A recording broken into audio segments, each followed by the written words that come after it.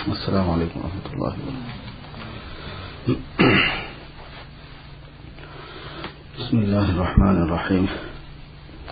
نحمده ونستعینه ونستغفره ونؤمن به ونتوکل علیہ ونعوذ باللہ من شرور انفسنا ومن سیئات اعمالنا. من يهده الله فلا مضل له ومن يضلله فلا هادي له. ونشهد ان لا اله الا الله وحده لا شريك له. ونشهد أن سيدنا ونبينا ومولانا محمدا عبده ورسوله صلى الله تعالى عليه وعلى آله وأصحابه وسلم تسليما كثيرا كثيرا. أما بعد،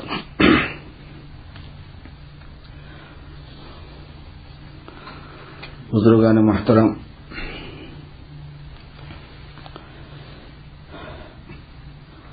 جمعہ کے سلسلے میں جو ہدایات اسلام میں دی گئی ہیں، پائی جاتی ہیں، اختیار کی جاتی ہیں، ان کے سلسلے میں کچھ گزارشات آپ کے سامنے عرض کرنے کا سلسلہ شروع کیا تھا. بہت سی باتیں ہیں اس موضوع سے جو ہر مسلمان کو جاننی چاہیے، سمجھنی چاہیے، یاد رکھنی چاہیے. لیکن گزشتہ ایک مضمون آیا تھا، اس میں ایک دوسرا مضمون کی طرف میرا ذہن منتقل ہوا. اس کے بارے میں تھوڑی سی بات کرنے کی کوشش کروں گا. مضمون تھا درود شریف کا. حضور پاک صلی اللہ علیہ وسلم پر درود شریف کا اہتمام ہر مسلمان کو بہت کثرت سے کرنا چاہیے، حتیٰ کہ آپ صلی اللہ علیہ وسلم دوسرے تمام معمولات اور اوراد کے مقابلے میں بعض مرتبہ اس کو ترجیح دیے ہیں. آپ نے فرمایا ایک صحابی کو کہ انہوں نے اپنے معمولات کے بارے میں پوچھا. معمولات جو ہے اور ورد جو ہے یہ ایسے اعمال کو کہتے ہیں جو فرائض اور واجبات اور سنتوں کے علاوہ نوافل کے طور پر آدمی اختیار کرتا ہے. فرائض اور واجبات کو اوراد میں شمار نہیں کیا جاتا. فرائض اور واجبات اور سنن مؤکدہ وہ اس میں شامل نہیں ہوتے، اس سے کبھی بحث ہی نہیں ہوتی، اس کو تو کرنا ہی کرنا ہوتا ہے.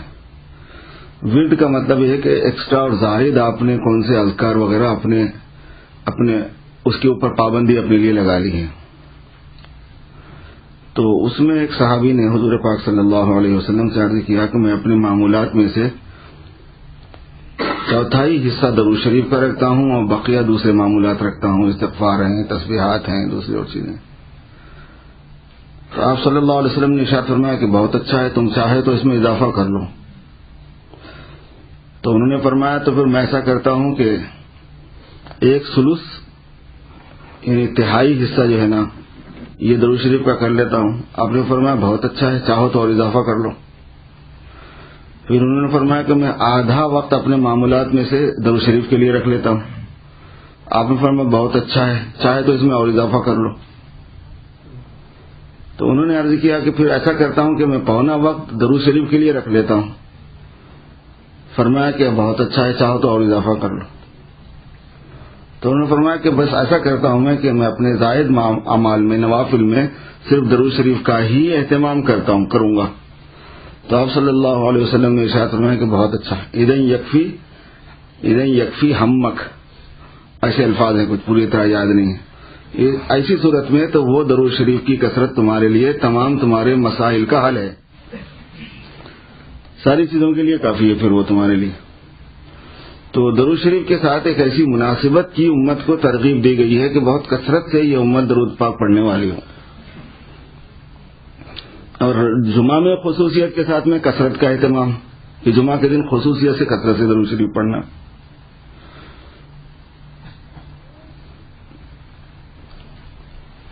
عصر کی نماز کے بعد بھی درود شریف پڑھنے کے جمعہ کے دن عصر کے بعد بھی درود شریف کی کثرت کا اہتمام، اس کی تاکید کی گئی ہے.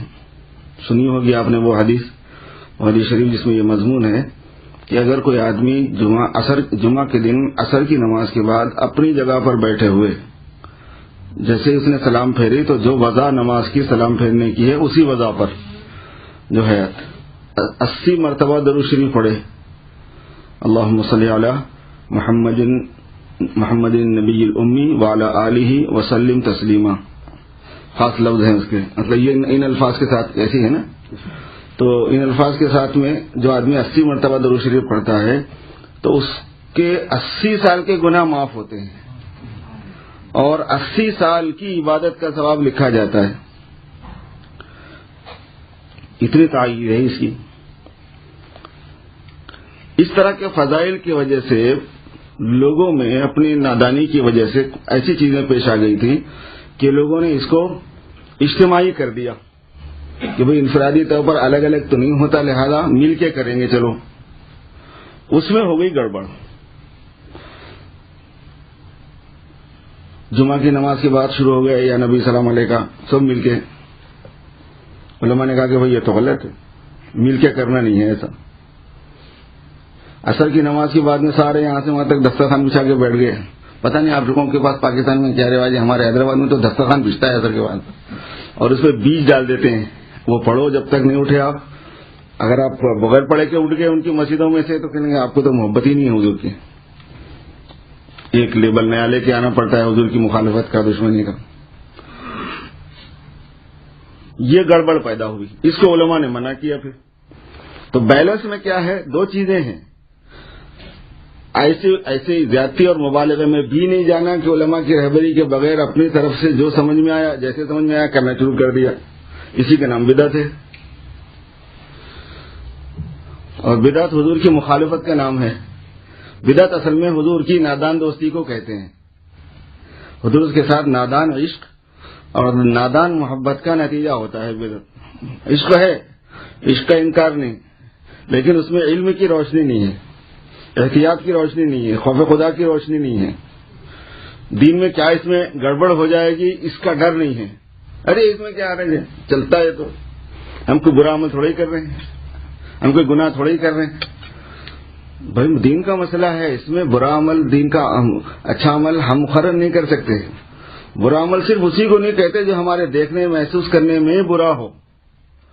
برا عمل اللہ کے منشے کے اور مرضی کے خلاف اور حضور کے طریقے کے خلاف ہونے میں وہ عمل برا ہو جاتا ہے، چاہے وہ کتنا ہی اچھا عمل ہو جائے. شکل و صورت میں اچھا ہوگا، وہ میٹیریل میں بھی اچھا ہوگا، کوئی گڑبڑ اس میں نہیں ہے، کوئی گناہ کا، مگر یہ کہ گناہ ہو جاتا ہے اس میں. اب سب لوگ سوچے کہ بھائی چھٹی کا دن ہے، جمعہ ہے، فرصت ہے، بہت کم ہوتی ہے فرصت کی، جمعہ کے دن چھٹی آئے، عام طور پر ویکینڈ میں چھٹی ہوتی ہے. مولانا ایسا کرو آج جمعہ 4 رکعت پڑھا دو، چلے گا کیا؟ اب کوئی کہنے لگے اس میں کیا رہے ہیں، اپن کا کوئی گناہ کر رہے ہیں، کوئی شراب پی رہے ہیں، کوئی چوری کر رہے ہیں. یہ استدلال کیسا ہے؟ صحیح نہیں ہے یہ استدلال.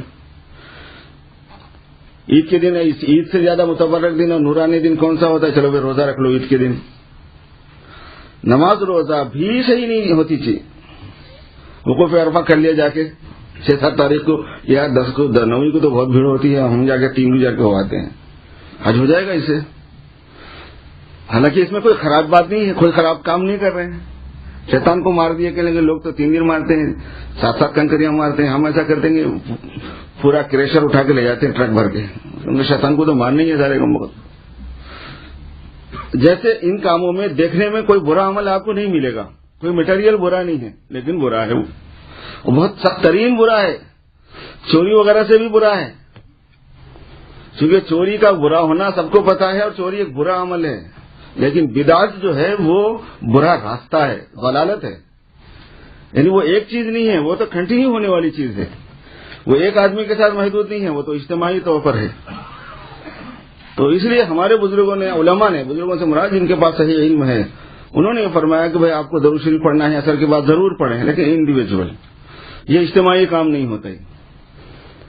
ٹھیک ہے 80 مرتبہ یہ پڑھو، پھر مغرب تک پڑھتے رہو، کون منع کر رہا ہے آپ کو؟ جمعہ کی نماز کے بعد حضور پر صلاۃ و سلام پڑھنا ہے، اپنا پڑھتے رہو، کون منع کر رہا ہے آپ کو؟ بیٹھے بیٹھے پڑھتے رہو جتنی دیر پڑھنا ہے، کوئی حرج کی بات نہیں. لیکن لاگو کرنا سب پر یہ صحیح نہیں ہوتا. اور ویسا اجتماعیت کے ساتھ میں کر کے دوسروں کے اوپر الزام دینا کہ اگر ایسا نہیں کریں گے تو وہ بے ادبی ہے، اور وہ بے ادب ہیں، گستاخ رسول ہیں، مخالفین ہیں. یہ سب جو ہے نا دین میں زیادتی ہے، دین کو بگاڑنے کے معنی میں. یہاں سے آ کے فتوے لگتے ہیں مفتیوں کے کہ بھئی یہ گڑبڑ ہے، وہ گڑبڑ. تو جیسے یہ ایک پہلو ہے درود شریف میں، ایک اور پہلو بھی ہے جو کہ اصل میں جو مضمون میرے ذہن میں آیا تھا وہ دوسرا تھا، لیکن یہ چونکہ اس کی تمہید سے متعلق تھا اور ضروری تھا تو وہ میں نے سنایا آپ کو۔ دوسرا مضمون یہ تھا کہ میں نے ایک بات عرض کی کہ روضہ مبارک پر جا کے عام طور پر جو صلاۃ و سلام پڑھا جاتا ہے اس کے اندر 5 چیزیں کی جاتی ہیں جو عام مسلمانوں کے ذہن میں نہیں ہے کہ وہاں کرنا کیا کیا ہوتا ہے۔ جا کے روضے پہ سلام پڑھ دینا ہوتا ہے، جب بھی عمرے پہ جائیں، عمرے کے موقع پر جائیں یا حج کے موقع پر جائیں تو روضے پہ جا کے عام طور پر جو پڑھا جاتا ہے وہ 5 کام ہوتے ہیں اصل میں۔ اس میں ایک تو حضور پر صلاۃ و سلام پڑھنا ہوتا ہے، نمبر 2 حضور کے سامنے کلمہ شہادت کا دہرانا ہوتا ہے، جو پوری مسنون دعا آپ کو ملے گی اس میں سب ملے گا، یہ ایکسٹرا اس میں سے کچھ بھی نہیں ہے۔ تیسرے حضور پاک صلی اللہ علیہ وسلم کے لیے جزائے خیر کی دعا کرنا ہوتا ہے، اور چوتھے حضور پاک صلی اللہ علیہ وسلم کے فریضہ تبلیغ کو ادا کرنے کی شہادت دینا ہوتا ہے، میں گواہی دیتا ہوں کہ آپ نے فریضہ تبلیغ ادا فرما دیا۔ واشهد انک قد بلغت الرسالہ وادیت الامانہ ونصحت الامہ وکشفت الغمہ وجاہدت فی اللہ حق الجہاد فجزاک اللہ عنا افضل ما جوزی نبی عن امتہ۔ تیسرے نمبر پہ یہ ہے، چوتھے نمبر پہ جزائے خیر کی دعا ہے، اور 5ویں حضور صلی اللہ علیہ وسلم سے دعا کی درخواست ہے۔ وَلَوْ أَنَّهُمْ ظَلَمُوا أَنفُسَهُمْ جَاءُوكَ فَاسْتَغْفَرُوا اللَّهَ وَاسْتَغْفَرَ لَهُمُ الرَّسُولُ لَوَجَدُوا اللَّهَ تَوَّابًا رَحِيمًا۔ لوگ جب آپ کے پاس آئیں اور وہ اپنے لیے اللہ سے معافی مانگیں، اور اے رسول آپ بھی ان کے لیے اللہ سے معافی مانگیں، تو اللہ پاک ضرور تواب الرحیم ہے۔ اس آیت کی وجہ سے حضرات صحابہ کے بھی معاملات میں سے یہ بات ملتی ہے، اور تابعین میں سے، بڑے بڑے اولیاء امت میں سے، کہ وہ لوگ حضور صلی اللہ علیہ وسلم سے استغفار کی درخواست کرتے تھے، کیونکہ جو حضور صلی اللہ علیہ وسلم کے پاس میں بعد الممات آیا وہ فی الحیات آنے ہی کے حکم میں ہے۔ من زارنی بعد مماتی فقد زارنی فی حیاتی، میرے اس دنیا سے منتقل ہو جانے کے بعد جو میرے پاس آگے زیارت کرتا ہے وہ ویسے ہی ہے جیسے وہ میری زندگی میں زیارت کرنے والا ہے، اور جو میرے پاس آتا ہے تو اس کے باپ کا نام میرے سامنے لیا جاتا ہے، اور اس کا تعارف کرایا جاتا ہے، اور اس کا سلام مجھ پر پہنچایا جاتا ہے، اور میں براہ راست اس کا جواب دیتا ہوں۔ یہ سب حدیثوں میں موجود ہے۔ تو یہ جو مضمون ہے، اس مضمون یہ تھوڑا سا اختلافی ہمارے اہل حق کے درمیان اور دوسروں کے درمیان میں ہو جاتا ہے کہ بھائی حضور صلی اللہ علیہ وسلم سے یہ درخواست اب کرنے کی ہے کہ نہیں کرنے کی ہے۔ لوگ اس کو جو ہے نا یہ سمجھتے ہیں کہ یہ صحیح نہیں ہے، کہاں ایک آدمی وفات پا گیا، انتقال ہو گیا، دنیا سے چلا گیا، اس کے بعد وہ کہاں سنتا ہے کہاں نہیں سنتا۔ یہی مسئلہ ہے اصل میں۔ حضور پاک صلی اللہ علیہ وسلم کے حالات اور آپ کے احکام الگ ہیں۔ جن لوگوں کو برزخ بعد الموت کی زندگی کے بارے میں اچھی طریقے سے معلومات ہیں، تھوڑی سی قرآن و حدیث کی روشنی میں، وہ صحیح اندازہ کرتے ہیں کہ اس کا اس دنیا سے کنیکشن کیسا ہے، اور اس دنیا سے تعلقات کی نوعیت کیا ہوتی ہے۔ یہ دنیا وہ دنیا سے دور نہیں ہوتی، اس دنیا سے اس دنیا میں فاصلہ نہیں ہوتا، لیکن اس میں جو نیک بندے ہوتے ہیں ان کے ساتھ اللہ کا معاملہ الگ ہے، اور جو برے ماخوذ ہوتے ہیں جن کو پکڑا گیا ان کے گناہوں کی وجہ سے، ان کے ساتھ معاملہ اللہ رب العزت کا الگ ہوتا ہے۔ شہداء کا معاملہ الگ ہے، عام انبیاء کا معاملہ الگ ہے۔ تو امام الانبیاء آقائے نامدار حضرت محمد الرسول اللہ صلی اللہ علیہ وسلم کا معاملہ الگ ہے۔ یہاں آ کے تھوڑا سا لوگوں میں ایک بے احتیاطی والا پہلو پایا جاتا ہے، اس کو میں تھوڑا سا مذاکرہ کرنا چاہتا ہوں۔ وہ یہ کہ حضور اکرم صلی اللہ علیہ وسلم سے متعلق جو کرامات اور معجزات، جو کرامات اور معجزات ہیں، تو حضور کے جو ایسے واقعات ہوتے ہیں سب کو معجزات ہی کہتے ہیں، اور اولیاء کے ساتھ جو ایسے واقعات ہوتے ہیں ان کو کرامات کہتے ہیں۔ یاد رکھ لیجئے کہ یہ ایک متفق علیہ مسئلہ ہے اہل سنت والجماعت کا، کہ کرامات الاولیاء معجزات الرسول، اولیاء کی کرامات وہ رسول کے معجزات میں سے ہیں، یعنی قیامت تک جو اولیاء امت سے کرامات صادر ہوں گی وہ حضور کے معجزے کا حصہ ہوں گی۔ حضور صلی اللہ علیہ وسلم کے ساتھ نسبت کی وجہ سے وہ چیزیں سامنے اللہ پاک لا رہے ہیں، اور وہ الگ الگ ہوں گی، ضروری نہیں ہے کہ ویسے ہی ہو۔ بعض ایسے بزرگوں کی کراماتوں کا ذکر کتابوں میں ملتا ہے مستند ذرائع سے، کہ اس میں یہ ہوتا ہے کہ صاحب یہ تو خود حضور سے نہیں ہوا، ایسا خود حضور کے ساتھ ایسا واقعہ نہیں ہوا، یہ بزرگ کے ساتھ کیسا ہو سکتا ہے؟ نہیں، جو واقعات ہوں گے وہ تھوڑے ہی ہوں گے، جو دہرایا تھوڑی جانا ضروری ہے، الگ الگ ہو سکتے ہیں۔ کرامات کو ماننا توحید کے خلاف نہیں ہے، اور حضور صلی اللہ علیہ وسلم کے سے متعلق آپ کی زندگی میں جب آپ دنیا میں تشریف فرماتے ہیں یہاں پر، اس وقت ایسے واقعات کا ماننا اور اس کے بعد آپ کے ساتھ ایسے واقعات کا ماننا یہ توحید کے خلاف نہیں ہے۔ یہ اصل میں عرض کرنا چاہتا ہوں، اس میں بہت بیلنس کی ضرورت ہے۔ جو لوگ بہت زیادہ عقیدت و محبت میں علم کی روشنی نہیں لیتے ساتھ میں، وہ لوگ اس میں ایسا غلو میں جاتے ہیں کہ شرک کے دروازے کٹکھٹاتے ہیں، بدعات میں مبتلا ہوتے ہیں۔ ایک مسلمان کو یہ بھی نہیں کرنا ہے کہ توحید کی حفاظت اصل ہے۔ توحید سب سے بڑا سرمایہ ہے مذہب کا، دین کا، اس میں کوئی گڑبڑ نہیں ہونی چاہیے، کیونکہ اگر اس میں گڑبڑ نہیں ہے دوسرے تمام گڑبڑوں کو مینج کیا جائے گا۔ یاد رکھ لو، اچھی بات، اس کو اللہ پاک ایڈجسٹ کریں گے اگر توحید میں گڑبڑ نہیں ہے تو۔ لیکن توحید میں اگر گڑبڑ ہے تو پھر اس کو نہیں مینج، اس کے بارے میں یہ ہے کہ ان اللہ لا یغفر ان یشرک بہ، یہ ہم نے ڈیسائیڈ کیا ہوا کہ اس کو نہیں بخشنا ہے، اس کو نہیں معاف کیا جائے گا۔ تو توحید کی حفاظت بھی ضروری ہے۔ تو توحید کی حفاظت جب ہی ہوتی ہے جب شرک سے بچیں، بدعات سے بچیں۔ ساتھ ہی ساتھ یہ ہے کہ جو چیزیں قرآن اور حدیث میں ماننے کی ہیں وہ ماننا ہے۔ اس زمانے میں غلط فہمی یہ ہے کہ بھئی عقیدے کا بڑا صاف سیدھا آدمی ہے۔ کیا مطلب اس کا؟ کیا مطلب لیتے لوگ اس کا معلوم ہے آپ کو؟ عقیدے کا بڑا پکا ہے، عقیدے کا صاف ستھرا ہے۔ اس کا مطلب یہ کہ بزرگوں کی کرامتوں وغیرہ کو نہیں مانتا، یہ جنات ونات کا نہیں مانتا، یہ آصف وصف کے اثرات کا نہیں مانتا۔ یہ کانسیپٹ ہے۔ یہ عقیدے کی صحت کا ہوں، یہ تو عقیدے کی خرابی ہو گئی۔ عقیدہ صحیح نہیں ہوا، یہ تو عقیدہ خراب ہو گیا، کیونکہ جو چیز عقیدے سے متعلق قرآن اور حدیث میں ہے اس کے ماننے کا نام صحیح عقیدہ ہے نا بھائی۔ لوگ سمجھتے ہیں کہ اگر بزرگوں کے ساتھ کرامتیں ہو گئی تو یہ شرک ہے۔ حضور صلی اللہ علیہ وسلم کے ساتھ ایسے واقعات ہو گئے کہ آپ کسی اور جگہ تشریف لے گئے، آپ کسی کی مدد کو پہنچ گئے، آپ نے کسی کے ساتھ کوئی خاص معاملہ کر دیا، درود شریف پڑھنے والے کی کثرت کے ساتھ آپ نے درود شریف کثرت سے پڑھنے والے کے ساتھ آپ نے کوئی خاص معاملہ کرتا ہوا کوئی واقعہ پیش آ گیا، تو بولے یہ سب توحید کے خلاف۔ بندو خدا کے توحید کا مطلب تو سمجھو کیا ہے۔ یہ تو مطلب سمجھو کہ اولیاء کی کرامات کیا ہوتی ہیں، حضور پاک صلی اللہ علیہ وسلم کے خاص معاملات کیا ہیں۔ اس کا توحید سے کوئی لینا دینا نہیں ہوتا، بلکہ توحید کی حفاظت ہے اس میں۔ یاد رکھو، کرامتوں کا انکار وہ کرتا ہے جو توحید میں کمزور ہوتا ہے۔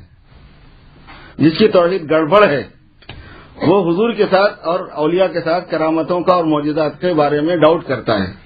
جس کی توحید پکی ہے وہ نہیں کر سکتا۔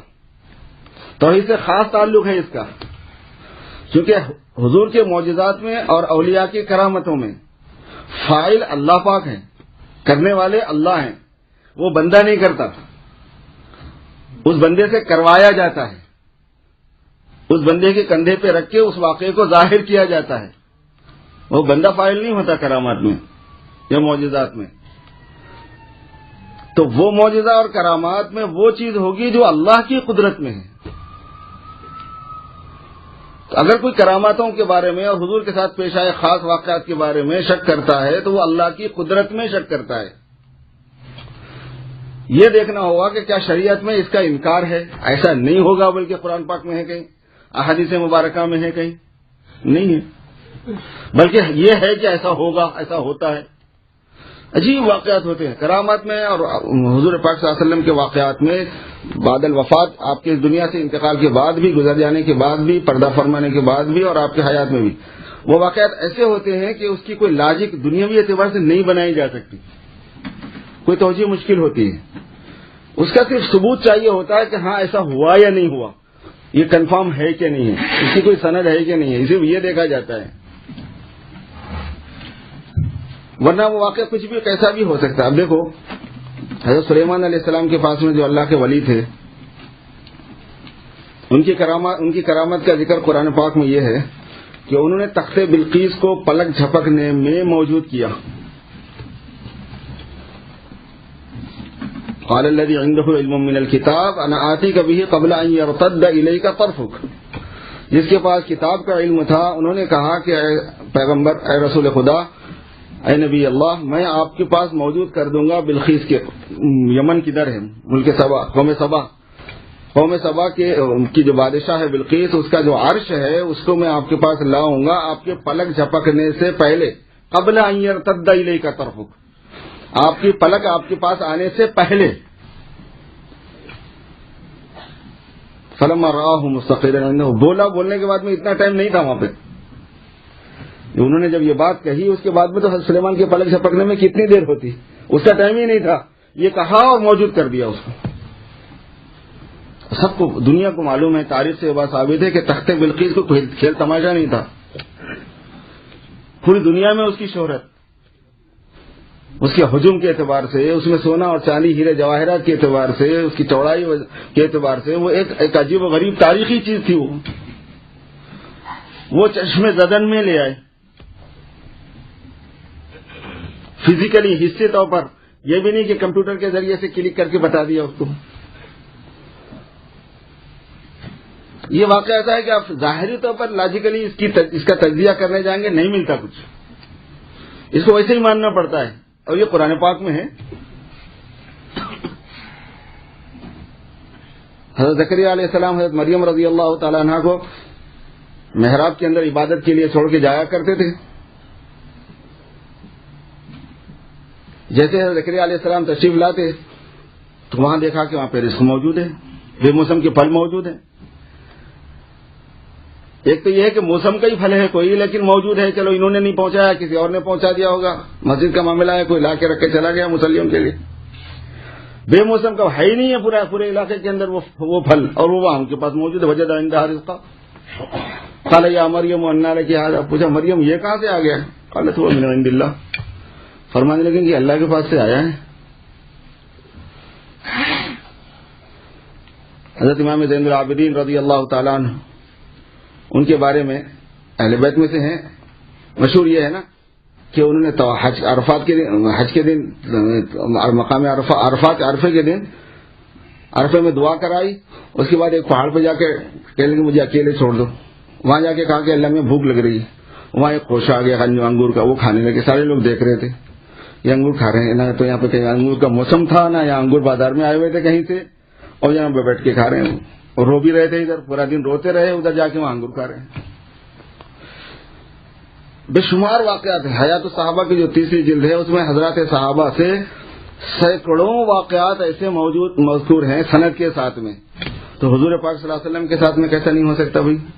تو اصل میں اس کو بیلنس کرنا ہے کہ آپ کے ساتھ میں واقعات ایسے ہو سکتے ہیں، آپ وہاں سے سنتے ہیں، اور یہ جو السلام کیا ہے وہ یا نبی سلام علیکہ یا رسول سلام علیکہ بلکہ جو ہم پڑھتے ہیں نمازوں کے بعد میں، وہ وہاں پڑھنے کی چیز ہے اصل میں، اور وہی بزرگوں کی لکھی ہوئی ہے. وہ ہم لوگ یہاں اس کو اجتماعی طور پر پڑھنے لگتے ہیں.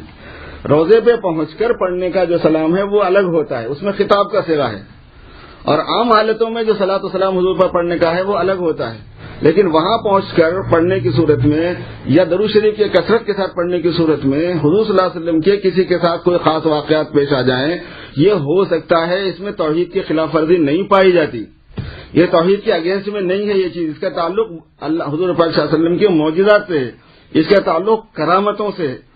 ان دونوں چیزوں کو ماننے کا ہے. جیسے سحر راسے وہ جنات وغیرہ کو ماننے کا ہے کہ میں نہیں مانتا، لیکن آج کل حالات ایسے کچھ لگ رہے ہیں کہ مجھے شبہ ہوتا ہے. ہمارے پاس علاج بالقرآن ہوتا ہے نا، تو لوگ آتے رہتے ہیں، وہ پوچھتے، وہ کہتے رہتے ہیں میں نہیں مانتا ان سب چیزوں کو، لیکن آج کل کچھ ایسا ہو رہا ہے کہ کچھ چکر ہے. بھائی کیوں نہیں مانتا؟ تو جو اس وقت دیوانے کتا کاٹا تھا، کیوں نہیں مانتا؟ تو جو بات قرآن اور حدیث میں ہے وہ مانو، جو نہیں ہے وہ مت مانو. تو کیا ہے قرآن و حدیث میں وہ تو سیکھنا پڑے گا نا، اس میں ہے یہ سب چیزیں. البتہ اس میں ہے کہ آدمی زیادہ وہم میں نہ جائے اور خامخواہ کسی کے شبے میں نہ جائے، الزام میں نہ جائے. اور جو لوگ اس کو مس یوز کرتے ہیں یا اب یوز کرتے ہیں، غلط استعمال کرتے ہیں، ایسی باتوں کا، چھوٹے چھوٹے چیزوں کا غلط قسم کے عامل لوگ، ان کے چکر میں نہ پڑے. یہ تعلیم دی جائے گی اس کو، مگر احتیاط کے ساتھ میں. یہ سب چیزیں تو اپنی جگہ ثابت ہوتی ہیں.